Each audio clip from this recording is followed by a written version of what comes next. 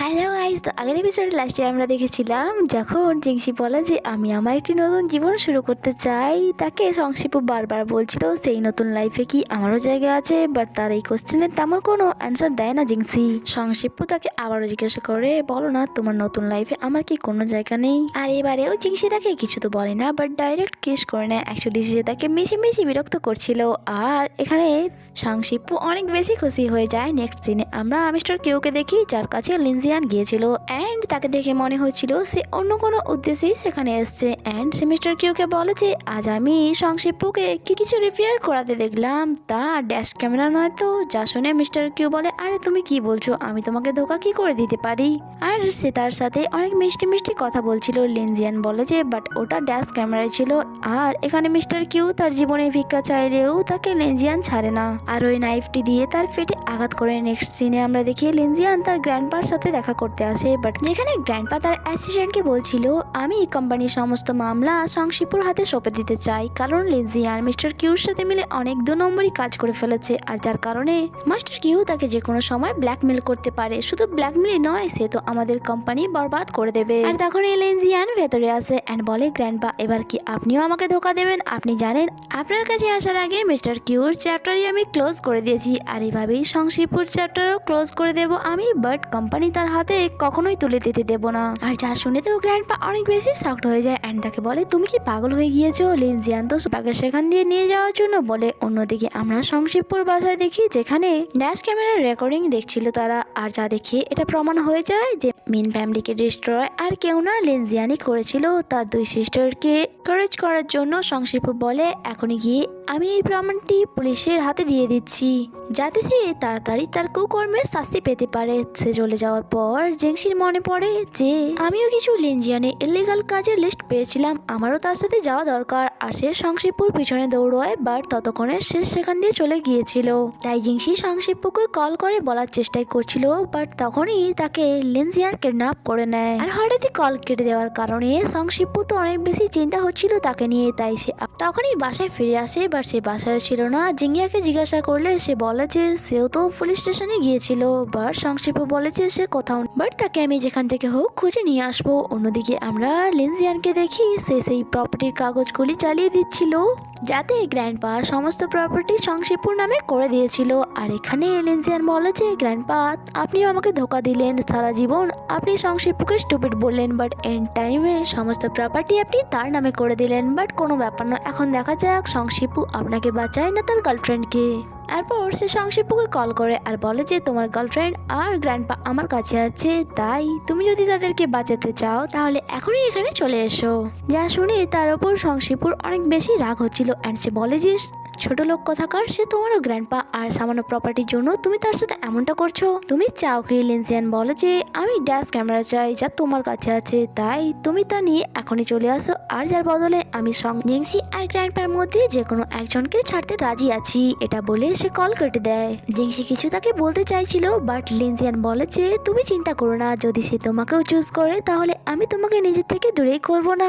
অন্যদিকে সংশিপু তার বডিগার্ডকে কল করে লিনজিয়ানের বলা লোকেশনে যাওয়ার জন্য বেরিয়ে পড়ে। লিনজিয়ান যখন জিংসির মুখ দিয়ে ওই টেপটি খুলে দেয়, তখনই জিংসি তাকে জিজ্ঞাসা করে তুমি কি পাগল হয়ে গিয়েছো, তুমি গ্র্যান্ডপার সাথে কি করতে চাইছো? বাট লিনজিয়ান বলে যে গ্র্যান্ডপা আমাকে ধোকা দিয়েছে, তাই তিনি মরে গেলেও আমার কিছু যায় আসে না, বাট তুমি চিন্তা করো না, তোমাকে আমি কোনো রকম হার্ট করবো না, বাট গ্র্যান্ডপার গ্যারান্টি আমি তোমায় দিতে পারছি না। জিংসি বলে যে তুমি কি চাও? লিনজিয়ান বলে থ্যাংক গড তোমার আজ মনে তো পড়লো যে আমি কি চাই। তুমি কি জানো এই ফেসটি আমি বানিয়েছি তোমার, বাট যখন তোমার চোখে আমি সংশিপুর জন্য ভালোবাসা দেখলাম তখন আমি রিয়েলাইজ করলাম যে আমি তো তোমাকে চাই। জিংসি বলে তুমি আমাকে চাও না, বরং সংশিপুর সমস্ত কিছু ছিনিয়ে নিতে চাও, তুমি অনেক বেশি খারাপ লিনজিয়ান। এই কথা লিনজিয়ান তো কিছু আনসার দেয় না আর বলে টাইম শেষ হতে মাত্র 1 মিনিট বাকি আছে, বাট সংশিপু এখনো এলো না, তাই আমার মনে হচ্ছে গ্র্যান্ডপার যাওয়ার টাইম হয়ে আসছে।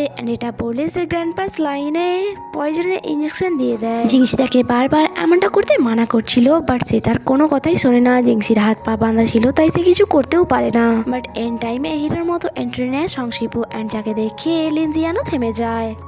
অ্যান্ড সংশিপ্পু যে আসা মাত্রই জিংসি আর গ্র্যান্ডপাকে দেখে লিনজিয়ানকে বলে যে ছোট লোক, অ্যাটলিস্ট তুমি গ্র্যান্ডপার সাথে কিছু না করলেই পারতে। এখানে লিনজিয়ান বলে যে অ্যাকচুয়ালি আমি এত বছর গ্র্যান্ডপার খেয়াল রেখেছি, বাট এন টাইমে তিনি তোমারই সাথ দিল, বাট কোনো ব্যাপার নয়, তুমি যদি আমাকে ড্যাশ ক্যাম্প দিয়ে দাও তাহলে আমি তাদের মধ্যে যে কোনো একজনকে ছেড়ে দেবো। বাট সংশিপ্পু বলে তুমি অলরেডি লেট করে ফেলেছো, কারণ আমি ড্যাশ ক্যাম্প পুলিশের হাতে দিয়ে দিয়েছি আর হয়তো তারা তোমাকে ধরার জন্য আসতেই চলেছে, তাই তোমার জন্য এটাই ভালো হবে তুমি তোমার জীবন বাঁচিয়ে এখান দিয়ে পালিয়ে যাও। যা শুনে লিনজিয়ান অনেক বেশি রেগে যায় অ্যান্ড তার লোকেদের সংশিপ্পুকে মারতে বলে দেয়। আর সংশিপ্পু একাই তাদের ভালো করে ধোলাই করছিল, যা দেখে লিনজিয়ান ভয় পেয়ে যায়। তাই লিনজিয়ান ব্ল্যাকমেল করে যদি তুমি নিচে থেকে সারেন্ডার না করো তাহলে আমি গ্র্যান্ডপা অ্যান্ড জিংসিকে দুজনকেই মেরে ফেলবো। আর সংশিপ্পু চাইছিল না যে তাদের কিছু হোক, তাই নিজে থেকে সারেন্ডার হয়ে সেই লোকেদের হাতে মার খাচ্ছিল, যখন কি জিংসি তাকে এমনটা করতে মানা করছিল। আর সে একটি নাইফ দেখতে পেয়ে তা নিয়ে এসে তার হাত খোলার চেষ্টা করে, বাট এদিকে সংশিপ্পু আত্মরা হয়ে গিয়েছিল। আর লিনজিয়ান তার মজা উড়িয়ে বলে যে বলেছিলাম না কোনো ব্যক্তির উইকনেস থাকা উচিত নয়, আর দেখো সেই জন্যই তো তুমি এখন পড়ে পড়ে মার খাচ্ছ। আর সে নাইফ নিয়ে তার কাছে যায় অ্যান্ড বলে যে পৃথিবীকে গুড বাই বলার টাইম চলে এসছে। আর সে তাকে নাইফ নিয়ে আঘাত করে। আর এখানে সবাই শকড হয়ে যায়, বাট আমরা জানতে পারি জিংসি পেছন থেকে এসে লিনজিয়ানকে নাইফ মেরেছিল, আর সে নিজেও জানে না যে সেটা কি করে করলো।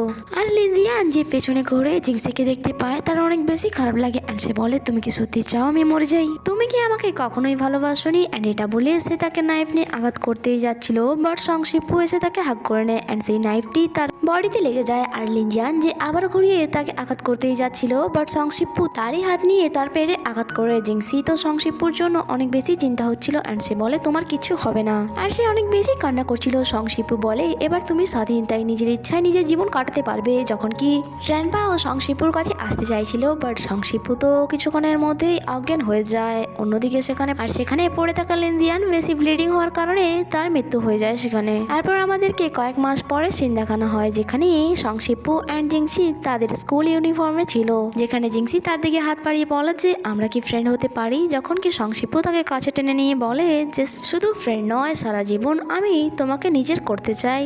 আর যা শুনে জিংসি তাকে ডাইরেক্ট কিস করে অ্যান্ড সংশিপ্পু রিং বের করে বলে যে আমি তোমাকে মিসেস সংশিপ্পু বানাতে চাই। বাট জিংসি তার হাত সরিয়ে নেয় অ্যান্ড বলে এটার জন্য তো তোমাকে কিছুক্ষণ ওয়েট করতে হবে। সংশিপ্পু তো অনেক বেশি ক্লান্ত হয়ে গিয়েছিল অ্যান্ড সে বলে যে আর কত ওয়েট করতে হবে আমায়। জিংসি কিছুটা পিছিয়ে যায় অ্যান্ড দৌড়ে তার কাছে আসে আর বলে ওয়েট ওভার হলো। অ্যান্ড এখানে সংশিপ্পু তাকে হাগ করে তুলে নেয়। আর এই হ্যাপি মোমেন্টের সাথে এই ড্রামার হ্যাপি এন্ডিং হয়ে যায়।